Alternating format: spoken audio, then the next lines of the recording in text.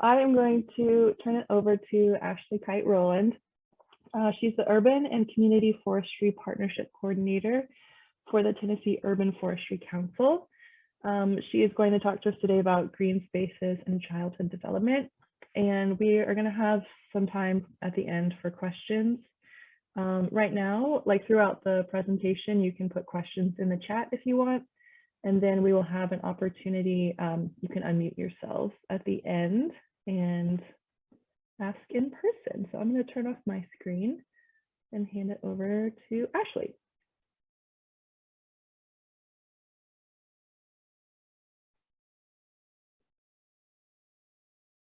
Thanks, Alyssa. Can you hear me? Yes. Okay, can you see my screen? We can. Excellent. Hi, everyone. Thank you so much for having me today to do this presentation. First of all, I just want to say I apologize for having a hat on and a coat. Usually I would look more professional in my appearance, but I have been doing a training all week across the state of Tennessee with the Tennessee Division of Forestry, Forest Health and Sustainability Unit. We are out in the field working with field staff and talking to them about our different programs in Tennessee Division of Forestry, specifically in our unit. And it's really cold up here at Chuck Swan State Forest this morning. So I've holed myself up in an office and I still have my outside clothes on because it's pretty cold in here too. But thanks for having me. Today, I will talk about a little more than green space and children's development, just because there's a lot going on in urban and community forestry throughout our country right now. And I want to talk about those opportunities for funding that are available, and also how urban and community forestry links to the One Health initiative. So I'm pretty excited about learning about your initiative and seeing how it really feeds into the work that I do. And the point of all of this today is I hope that something that I share inspires you to take meaningful action to ensure children, maybe in your personal life, your community, or the state maybe, have more access to green space in their daily lives. And that's not how the slides change. There we go. So first, I'll tell you a little bit about me. I have lived in Tennessee for my whole life. I grew up in East Tennessee around the Knoxville area, but I spent a lot of time up in Sevierville in the foothills of the mountains with my grandparents. The reason I think it's important to talk about this is I really feel that this topic and my interest in children and green space comes from the time that I spent in nature as a child. It really impressed upon me many of the things that I'm interested in today and that I've passed on to my own children. So I really am thankful that I had the opportunity to be outdoors, thankful for my grandparents for providing much of those. I did go to UT Knoxville for a brief spell, but then I transferred to MTSU. I studied anthropology. I started out in forensics and switched to cultural anthropology. And then I went on to work in advocacy after that. So in my advocacy work, I just learned to navigate lots of community systems. I specifically worked in sexual violence and or domestic violence and sexual assault. And in this time, I really had to connect with nature to deal with the stress. And so that also influenced the research that I went into later on. From there, I moved to West Tennessee. I co-founded the Northwest Tennessee Local Food Network, and then went to graduate school, stayed really engaged in my community, and then found urban and community forestry, which is the work that I'm doing currently. So when Alyssa asked me to do this presentation, I'd done a similar presentation for the Tennessee Urban Forestry Council's webinar series. She asked me to do the One Health initiative series, and I said, oh, that sounds really cool. But honestly, I'd never really heard of the One Health initiative. So when I looked it up, I was really excited because what the One Health initiative is all about, and I'm sure you all know this because you're engaged, but just reading uniting disciplines to protect and promote the health of all life on Earth, I thought that's what I've been trying to do in my work for a long time. And in urban and community forestry, we're trying to unite all different stakeholders to provide healthy environments for the people and the animals that live there. So I think urban and community forestry fits really nicely with the One Health initiative. And I will spread the word as I'm out talking about urban and community forestry. So first of all, I just want to talk about the benefits of trees. I'm sure you all know that trees provide oxygen and absorb CO2, which is really good for us and for our planet. Forest, like when you think of forest, like the big forest, I'm in Chuck Swan Forest right now. They regulate our weather, they help with the water cycle, and they redistribute water through their role in the water cycle. They help prevent flooding, erosion, the impacts of natural disasters. They foster biodiversity, they filter air pollution, they're homes to lots of animals and plants. They provide food for people, animals, plants, all kinds of things, and they are an important source of food security throughout the world. And deforestation is occurring at rapid rates throughout the world. Oftentimes, the deforestation is linked to rise in infectious diseases. There's one instance where there was a fruit bat in Indonesia. They were clear cutting the forest and burning because they wanted to make more space for agricultural use. The fruit bat had to go somewhere else, went to Malaysia. As the fruit bat was eating things there, it made the pigs sick, and then the pigs made the humans sick. I think it was called Nipah virus. But the forests are super important, and that's typically what we think about when we think about forest. We're thinking about the larger expanses of trees and the services that they're providing to our planet. However, we have trees that are all around us every day in our urban and community forest. Urban and community forest simply means the trees and the vegetation that are in the spaces where we live, work, and play. So if you live in a rural area and you have a lot of land, you probably come into town to go to the post office, school, that kind of thing. The trees in those spaces are part of the urban and community forest. And urban trees and community trees provide really important services to us as well. The ecosystem services that urban trees provide also include addressing issues with water and the water cycle, but usually these are more about capturing stormwater and trying to hold water in place instead of putting it into the stormwater system, or helping to filter the pollution that is in the air due to the cars and the exhaust and just the environments that we build. And we are losing our urban trees pretty rapidly too. There's a review article by Kathleen Wolfe in 2020, and she said that our urban tree canopy cover is estimated to be declining at a rate of roughly 4 million trees per year. And it's mainly due to urbanization and pests and diseases. So we do need to make sure that we're maintaining our urban forest and the tree cover that they provide, because they do benefit us in so many different ways. So through learning about the benefits of urban and community forest, they contribute to the environmental health of our community, economic health of our community, human health and well-being, social cohesion, lots of ways. And I'll get into more specifics about children later. But these impacts are being increasingly recognized, and that is demonstrated through the historical funding that is coming down for urban and community forestry programming through the Inflation Reduction Act and the Bipartisan Infrastructure Law.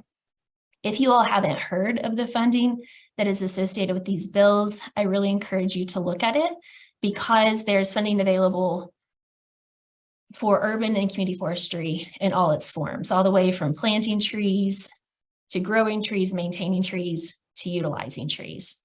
So if you work with children, you could apply for funding to increase green space for children. Or if you work with elderly care, you could apply for funding to increase trees in those spaces. So with the historical funding that we've received, it's $1.5 billion over the course of 5 years. $1 billion of this is open right now through federal grants. So you can look at that notice of funding and apply for grants there. Or there has been $250 million given to states. And we will be putting out the request for proposals later in autumn. So Tennessee will have 3.3 million available to communities to do these urban and community forestry projects. The really cool thing about this funding is there is a match waiver. So no match, and all the work has to be done in disadvantaged communities. And there are tools that have been developed to help identify whether a community is disadvantaged or not. The reason that we're focusing on disadvantaged communities is because we are now under the Justice 40 initiative out of the White House, which is talking about, or which mandates, since we're under the Justice 40 initiative, that 40% of federal funding for our program goes to serve disadvantaged communities. And with the Inflation Reduction Act funding, 100% of those funds will go to disadvantaged communities and to address issues of tree equity, increased canopy cover, help with climate resiliency, and more. So those funds are coming up. I hope you all will take advantage of them. And on this screen, if you can see it, it's a tree equity map of Memphis. The orange areas are areas where there is lacking tree canopy cover, and then the green areas are areas where there's more trees. So you can see there's quite a bit of difference in the Memphis area in the communities that have trees and the communities that do not.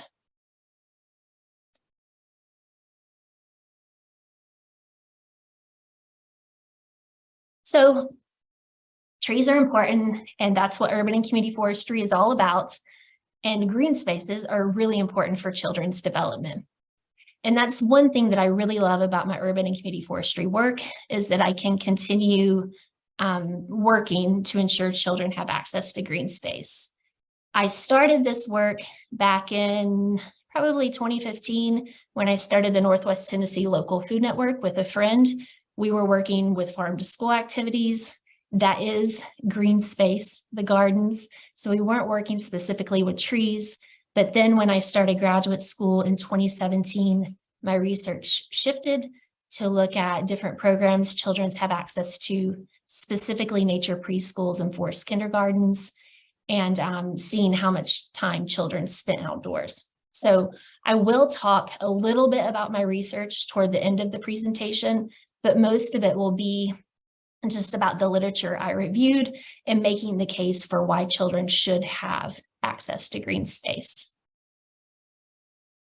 And I'll talk, so this is just an outline of what I'll talk about today. I'll talk about early childhood for a minute, benefits of green space, why some children don't have access, the importance of childcare centers in schools, and then initiatives that are going on that you all may want to be engaged in. Excuse me, I'm losing my voice. So I'm not sure if you all are familiar with child development. So you probably are, because you know children, and you know children develop in different stages. So those stages are broken up in different ways depending upon which theory that you're looking at. There's infant, toddler, preschool, primary, elementary age, and then adolescence. I focus mainly on early childhood, which is 0 to 8 years old. Early childhood is a really important period of life because it's the most rapidly developing period of life. During this stage, children are learning what it means to be human. They do this through engagement with the physical environment, through their social engagements with those around them. They're learning how to control their bodies, to talk, all kinds of different things. And I think it's 80%, I'll look at this figure, 80% of neural connectivity occurs before the age of 3. And so that is an amazing amount of neural connectivity, and it really impacts a child throughout the lifespan.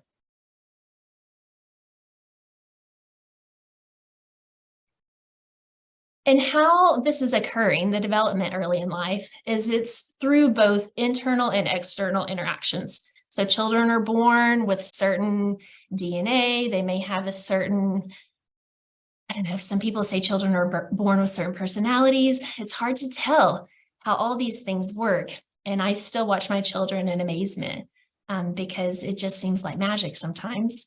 But it is an interplay of nature and nurture. So they're taking in what they see in the sociocultural world and through their interactions with the biophysical world, and it's shaping the neural connectivity that is happening inside their brain. And it's passive and active, and they are using play as a mechanism for learning. So play is, for children, some of the most important work that they will do. And it's a really complex process.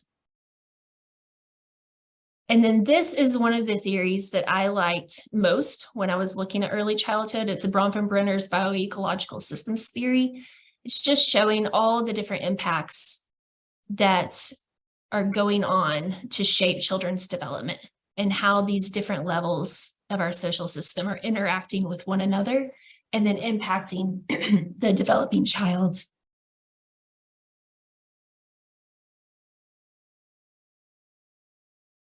So, since childhood is such an important time of development, it's important for us to optimize this stage of development for children. And the ways that we can do that are minimizing the negative experiences and the hardships that children face. I mean, there are a lot of social problems. There's poverty, there's violence, and lots of other things that we hear about in the news every day. And when children experience these things, it impacts their brain development. If there are things called adverse childhood experiences, and it impacts children's development, and ideally we will work to minimize these. So adverse childhood experiences, it's things like experiencing violence, experiencing racism and inequality in a neighborhood, experiencing abuse, experiencing poverty. All of these things can impact children's development and make their development maybe not optimized, like less than optimal. So these are directly impacting children. And if you think about it, nearly 11 million children are poor in the United States. That's 1 in 7 children, and that's 1/3 of all the people living in poverty. I think that statistic is from 2021, and poverty impacts children's development. There's racism that causes stress. There's violence in communities. We're hearing of gun violence all the time. Childhood obesity is another problem that we're having in the United States. And I won't get into the details about that because I don't have a whole lot of time. But all of these things, obesity, violence, food insecurity, depression, issues of racism and those kind of things can be helped if we increase children's access to green space. And you may say, okay, if there's racism and violence in community, how can green space help? Well, green space can help because it has a restorative impact upon people when they spend time in those spaces. When children have more access to trees and green space, it brings stress levels down. It actually reduces violence in communities when there's more green space, and it fosters social cohesion. So green space cannot address childhood poverty, which we really should work to do, but it can help mitigate some of the stress that is caused by it. So during the next part, I'll just go through some of the ways green space benefits children, besides mitigating the stress that is caused by adverse childhood experiences. When there's green space, children have more physical activity. If you think about this, it could be because it's not so hot when the area is shaded. They have more experiences where they're climbing on rocks or tree stumps or something like that, and that increases their balance and agility, and the intensity of their play is often greater and diverse than it would be if they were just playing on a play structure. It lowers blood pressure, cortisol levels, and because of the activity that enhancement that occurs when you have green spaces, having these spaces can help reduce obesity and the chance that a child will develop diabetes. It fosters better sleep and more. For mental health, just like for adults, Children that have access to green space, they have lower rates of stress, lower rates of depression. It can help with the behavioral issues that oftentimes manifest when a child has ADHD. It helps with concentration and attention once children spend time at these places. And as I mentioned before, it can help with resiliency and coping with stress in life. Cognitively, it helps children with their working memory. It fosters more imaginative and creative play because the play is not prescribed. If they're playing with natural materials, then they're having to use their imagination instead of having just one way to play with the toy, or say a slide. A slide, you can go up and down. There isn't a whole lot of imagination that can happen there, or imaginative play, especially when there is a teacher or someone controlling how the child can use it. Green space also fosters children's communication skills. It provides opportunities for leadership and taking on different roles that having a play structure doesn't necessarily provide, because you can use nature in so many different ways. One research study showed that there is different leaders emerge in natural play settings than they do in like a play structure, because in the play structure, the leaders were more physically capable. That's why they were being leaders like in the play. But in the natural environment, it wasn't necessarily based upon the physical prowess who was going to be the leader. Sometimes it was based upon creativity or the storyteller or just different things. So it did provide diverse opportunities for leadership and fostered a sense of inclusion. When children play in the natural world, they also have diverse sensory experiences. If you think of nuts and pine cones and leaves and the smells that these provide, it is working to help children's senses develop. Children that are in the natural world frequently also develop a greater environmental consciousness and are more likely to care for the natural world as they get older. This is really important for us because children are the future. So if we can help foster these connections to nature early on, then they will be more likely to care for nature in the future. So since nature is awesome for children in all these different ways, why don't children all have access to it? Well, there's lots of reasons. It can depend on where you live, whether you're in an urban or rural setting. If you live in a rural area, you may have lots of land around you, but a lot of it is privately owned. So it doesn't mean that you have access to engage in those spaces. Access to green space also depends upon your neighborhood. Maybe you live in a subdivision that doesn't have any trees. Someone else may live right next door to a park, so they have greater access. Transportation is a huge issue. Some folks may have a park a mile away, but they don't have transportation to get there. So that's going to impact the amount that space is utilized. For children, it's really important to note too that they're children. So they have to have adults take them places. So if they have parents or other adult caregivers that don't spend a lot of time outside or in green spaces, then their time in green spaces is going to be really limited as well. Access to nature also depends upon social and cultural issues. Some communities were historically redlined and not invested in. So these communities oftentimes lack trees, green infrastructure, and access to parks and green space, which is some of the work that we're hoping to address in urban and community forestry. I'll quickly run through these maps. I just pulled up Knoxville to show you just issues of access. You all can look up tree equity scores through American Forest. I just typed in Knoxville this morning, and it shows the different census blocks. The one on the side here is the Park Ridge community, and it's cool, especially for the One Health initiative, because it looks at surface temperature, people in poverty, the health risk index, children, unemployment, all kinds of different things. And then it also overlays the tree canopy score.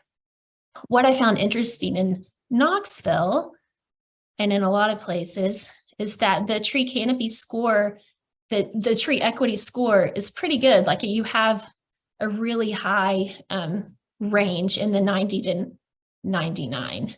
And you can see that for mean surface temperature, having more trees means it's not quite as hot.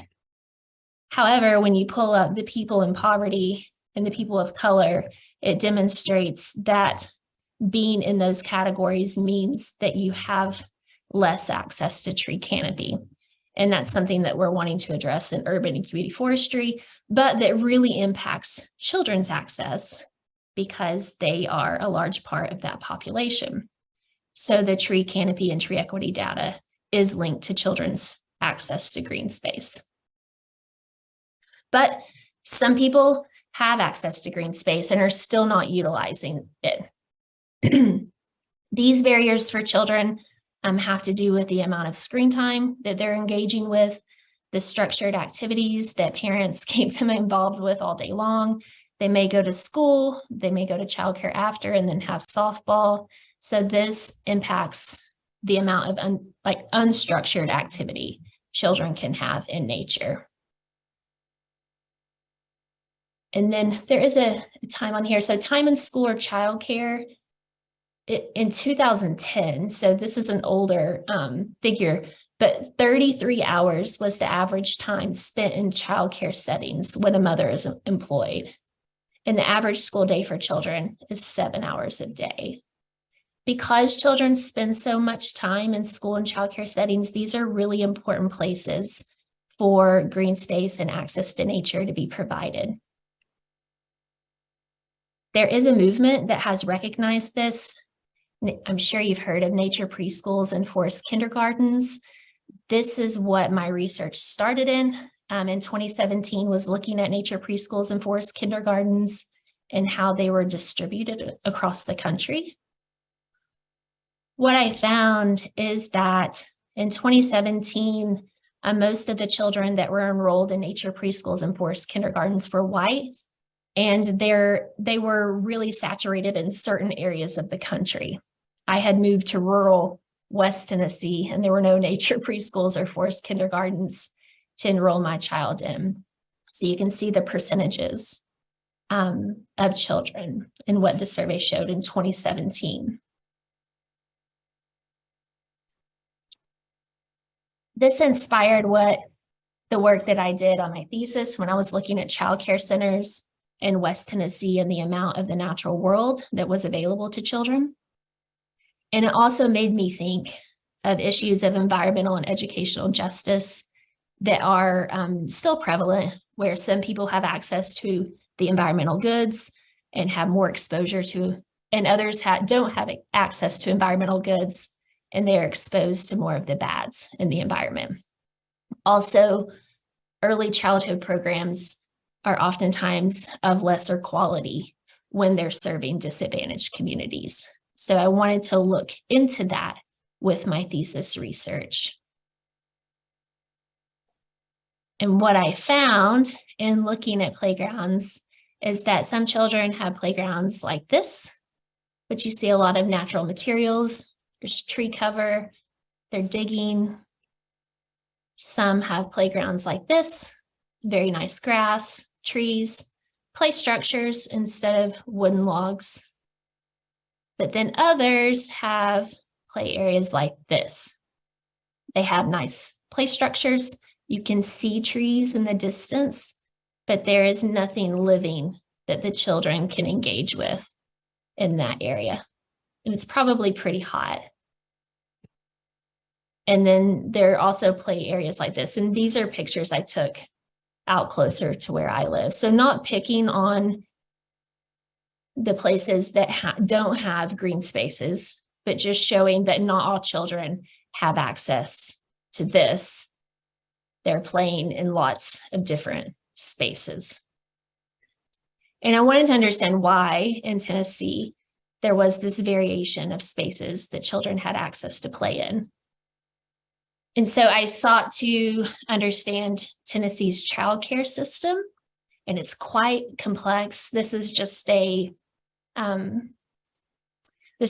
I made for myself to try to understand all the different aspects of the Tennessee DHS childcare system and the role that they're playing in ensuring children are safe in these environments and being well cared for. And what I found is that there really isn't a lot that talks about the outdoor environment or inclusion of the natural world in indoor or outdoor settings. Out of 71 childcare centers, only 25 had a tree, like in their childcare environment outside. So that's only 35% had a tree. Only 12 had more than one tree available. 3 had flower and vegetable gardens. Only 49 had grass that children could play on outside. So that was 69%. So there really wasn't a whole lot of nature included in the childcare centers I looked at in West Tennessee. So I did not find that there was an equitable distribution based upon race or socioeconomic status. I found that children pretty much just didn't have access to nature while they were in childcare center settings. I also found that some access to nature was disincentivized by the safety rules that were passed down through DHS. For example, in some instances, tree roots were cited as being dangerous. If a child held a stick, that was seen as a safety hazard. And the teachers were wanting to make sure that they were providing safe environments, so they would just not allow children to engage with the natural elements at all, because there were just barriers in knowledge, but also they thought that they may get penalized if the children were handling those objects, especially when they were being assessed for quality rating. Another thing that I found is that even if green space was provided for children outdoors, parents did not always want their children to be in those spaces, especially if it was wet or muddy. Parents did not want their children to get dirty, so the teachers were having to deal with those issues as well. So the parents were impacting it, the physical setting, and also just the rules that the childcare centers were having to follow. And to change these things, it's going to require change on lots of different levels of society. We can't just go to DHS and say, you need to change your rules and say trees need to be on playgrounds, because oftentimes childcare centers don't have the funds to really invest in their outdoor environments.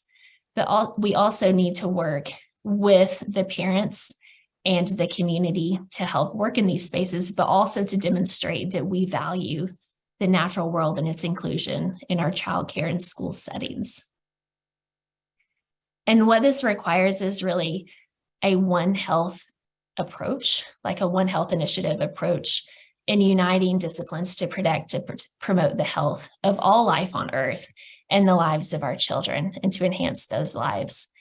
And I think by bringing the different disciplines together, we can really make a difference in the built environment that children are in every day. And then that will also have a trickle down effect onto their health and also the health of the adults that care for them.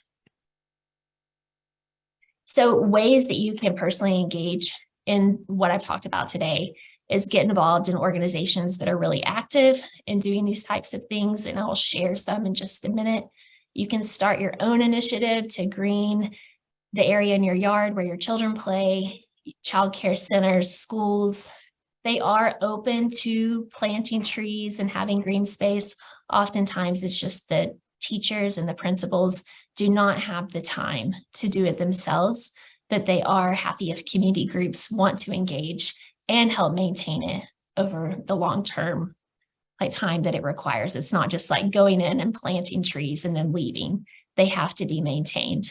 And that's a major barrier to not only the green space and childcare settings, but also any farm to school work that you may be interested in doing. You can also just advocate for policy changes and spread the word that green space and access to green space is super important to children.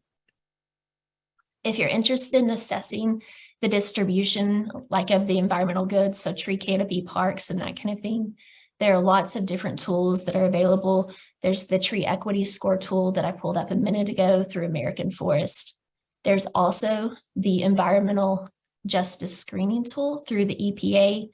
And recently, through the Justice 40 initiative, the climate and economic justice screening tool has been developed, where you can see what areas are considered disadvantaged and the reason why. It's a really cool tool, and that is what we're using to see what communities qualify for the Inflation Reduction Act funding. You can also use census data, but all these tools that I talked about integrate census data, so it's much easier to use the tools to see the census data in relation to other variables. You can also learn more about the Tennessee Urban and Community Forestry Program. We are working to provide equitable access to green space to all people and children throughout the state, and we will have funding available to help with projects that communities have in mind at the end of this year. Some organizations and initiatives that you should check out if you're interested in this type of thing are Green Schoolyards. Green Schoolyards is really active in advocating for children to have fabulous play yards. This is really active in California, and there's a lot of funding that's available out there, but they also have lots of resources that can be utilized in other areas. Closer to home is North Carolina State University. Their Natural Learning Initiative offers certificates in designing outdoor spaces. They also have toolkits that can be utilized if you're wanting to create your own green schoolyard. Children in Nature Network is really cool, and there's lots of research available here. There's a research library that's really easy to access and navigate if you're interested in specific aspects of children and their connection to the natural world. I'll flip through this one. There's the National Farm to School Network. And that is it for today. I think I got in 50 minutes. So I will open it up for questions. I know that was super fast today. Thank you very much, Ashley. That was great. I just changed the settings so that you can unmute yourself if you would like to ask a question, or you can put them in the chat. We'll just give everyone a few minutes to get their questions together. Yes, and that seemed like running through things really quickly. So I hope it made some sort of sense. I actually, oh, okay. Let's see. Oh, okay. So Ashley in the chat says she's in a library and she can't ask aloud. I just read a Swedish parenting book, There's No Such Thing as Bad Weather, which reinforces everything you presented here. I wondered if you had any ideas about how we extend beyond nature preschool and forest kindergarten to encouraging time in nature for middle and high school age students. Yes, middle school and high school students also need to get outside.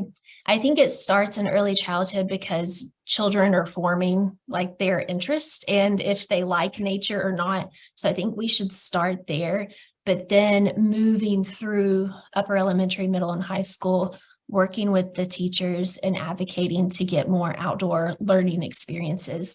I think the best way to do that is through career and technical education, or the STEM aspects of school, because there's lots that they can do outside.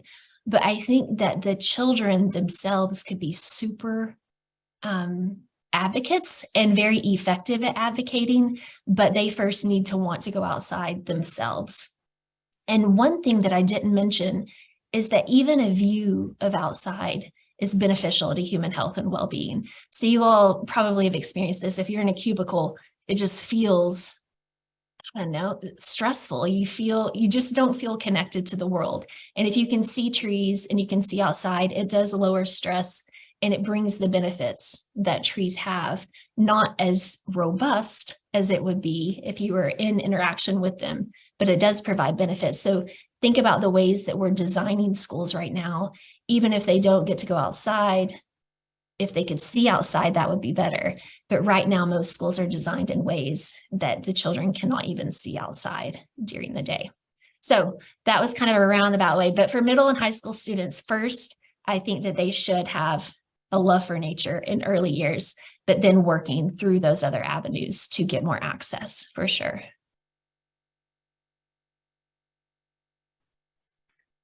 Also in the chat, Nancy says that Trees Knoxville has a program called Canopies for Campuses to plant trees in area school playgrounds and outdoor labs. Yes, and that's a fabulous program. And we are going to be starting another one called Growing Communitrees. And if I ever have time to implement it, and it's using the master plan and the canopy assessment that was done in Knoxville, identifying those disadvantaged areas when it comes to canopy coverage, but also issues of poverty and more, going to the schools there, developing relationships with a community engagement specialist, and getting them involved in greening their own schoolyard for sustainability and that kind of thing, because it's really important that we're engaging the communities that we work with. So that's going to be a pilot model in Knoxville. And then we're hoping to take that throughout the state where we get the canopy assessment data first, identify the disadvantaged areas, and then go into the schools to make sure we're greening the spaces that need it the most. So Knoxville has been an inspiration throughout the state. Yeah, that's very exciting for us here in Knoxville. I'm excited for that. I kind of have a question, and it's about so Ashley and I were talking earlier before the seminar started, and I was saying that we at an event last week that we were having for our One Health rally, we ran into some folks from Knox Trees, I think is what it's called, and they had been meeting about the Knoxville Urban Forest Master Plan. And a woman, I think her name was Rachel Comte, and she was hired as a consultant, I think, to work on this plan. When the two groups converged, she was really excited because she was like, we need the health community involved because there are, so much overlap, so many benefits. So I just also personally curious. I know we have people in the audience from many different backgrounds and disciplines, whether they're in like human health or agriculture or family and consumer sciences or forestry maybe.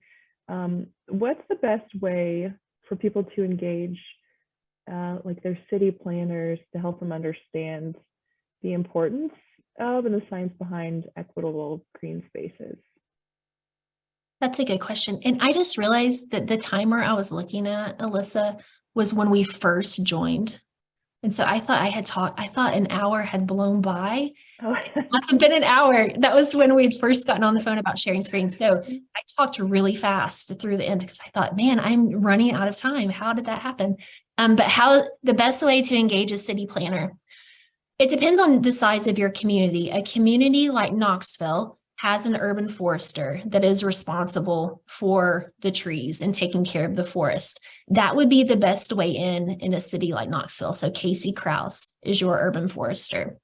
In other areas, so I live in a town of 10,000, the best way is to talk to your city council people and to get them engaged. Also, it's really good to engage through community leaders that are not necessarily in government. So thinking Rotary Club or Kiwanis and things like that.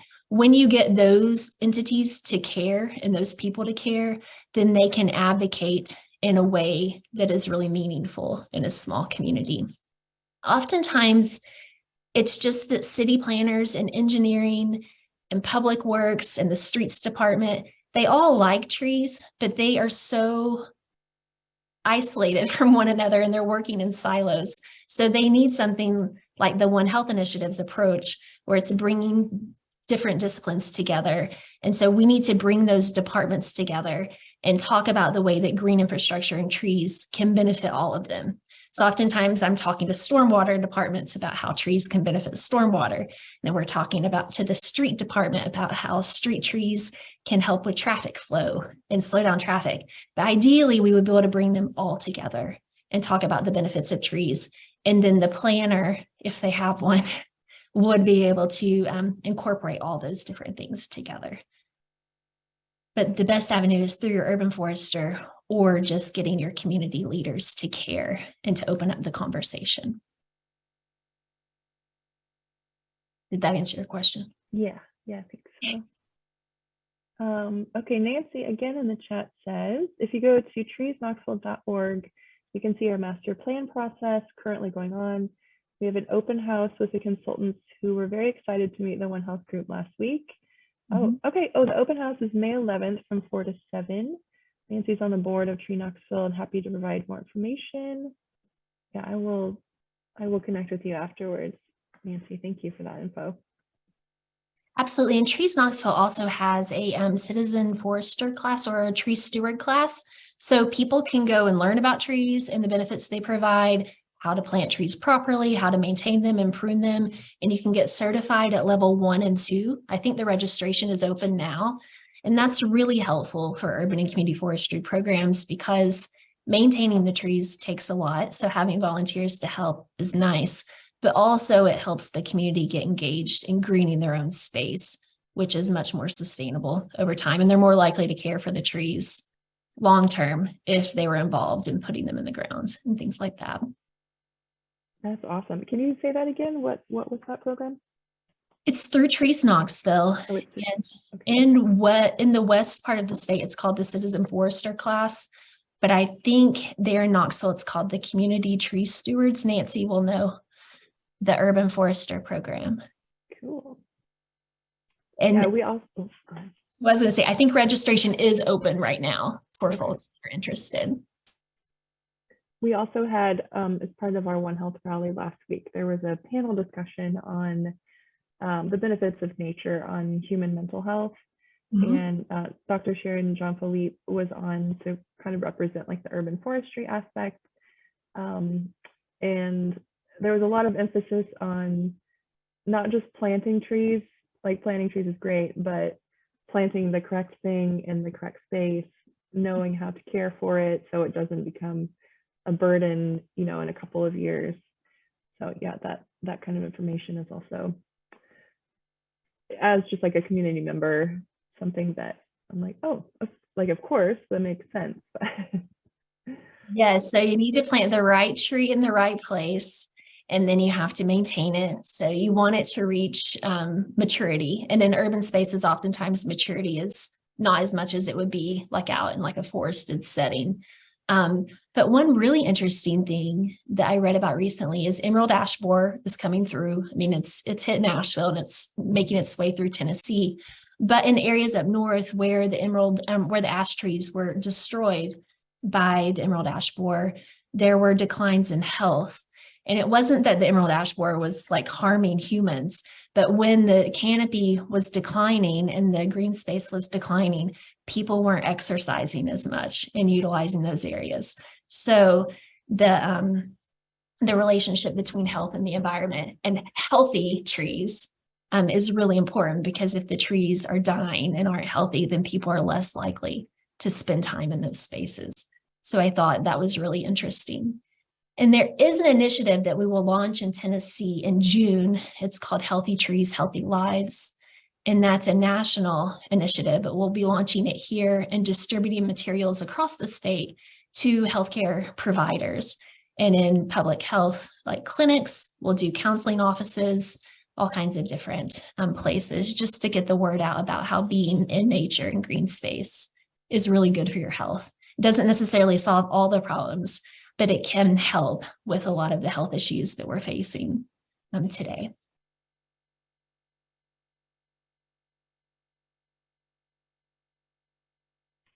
Does anyone else have a question?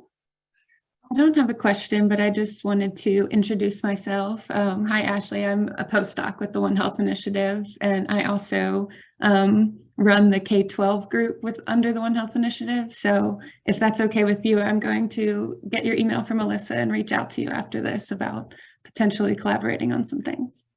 Absolutely. And I hope that there is an opportunity to get some Inflation Reduction Act funding to some of the schools in the children's spaces. So I would love to talk to you.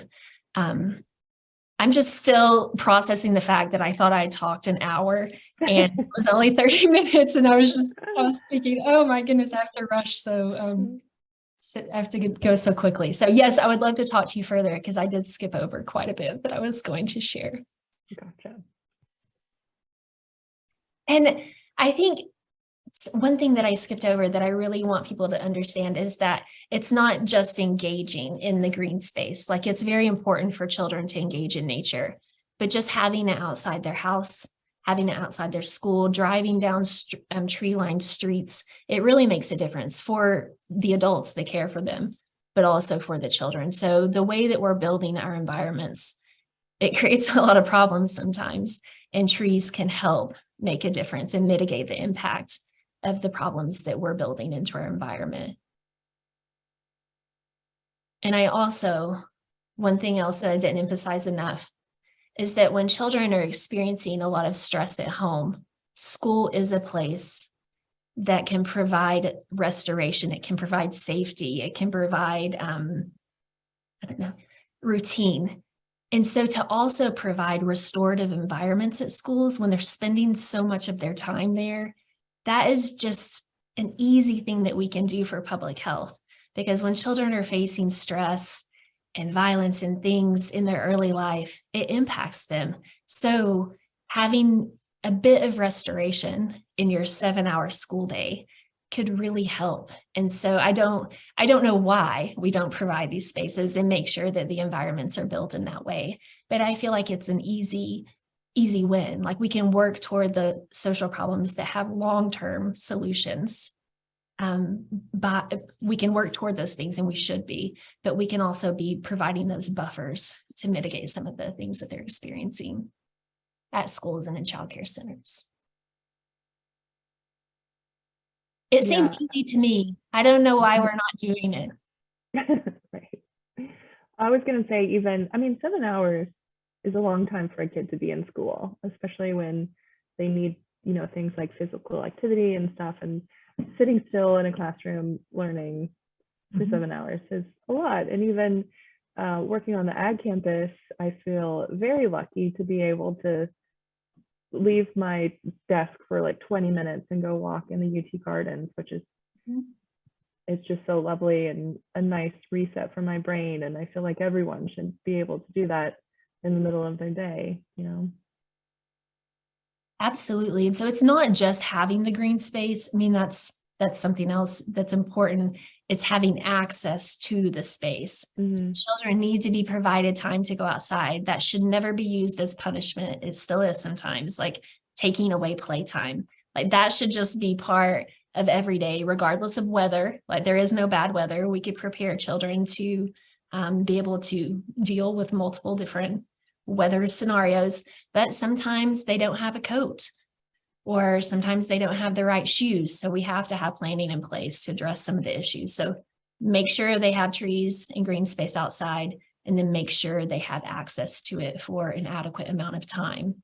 Don't take it away during testing, which I have a daughter in elementary school, and they lost playtime this week because testing interfered. And I was like, man, that should be just something that they're getting every day. That there's just like lunch time. You don't take away lunch time, like we don't take away outside time, because it's equally beneficial to health.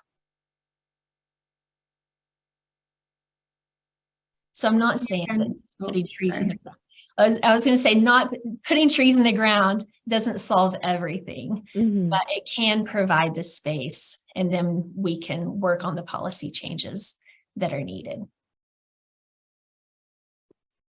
So you talked about how it's important for them to be able to like touch and, be involved in the nature. So if, for example, it's really cold or raining outside, would bringing the nature inside supplement that at all? Or is being out in that green space really a bigger part of it?